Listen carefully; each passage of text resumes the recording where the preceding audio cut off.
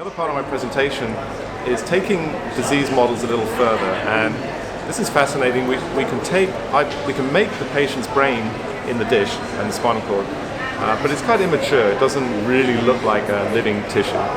And so in a company called Emulate, a collaboration, they make a microfluidic chip. It's about the size of a thumb drive. We can put the ALS neurons inside this microfluidic chip on one side of the chip, and on the other side we can make the patient's endothelial cells which line all the blood vessels in the brain. And now we can actually have a blood side of the chip and a brain side.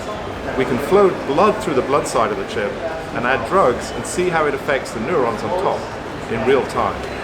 So now we've actually got closer to a real patient brain on a chip, or an ALS brain on a chip, or a spinal cord on a chip.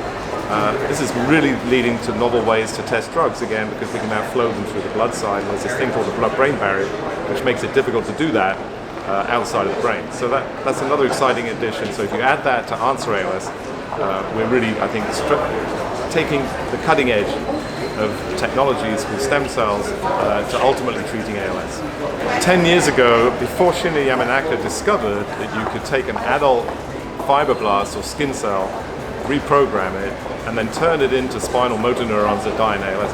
Before that technology was available, nobody could do this. So it's only in the last 10 years we've been able to make motor neurons in the dish. And now combining that with engineering is the exciting part, to make more like a real brain and spinal cord. I think of it like an avatar for the patients. You don't want to give drugs to the patient you don't know are going to work.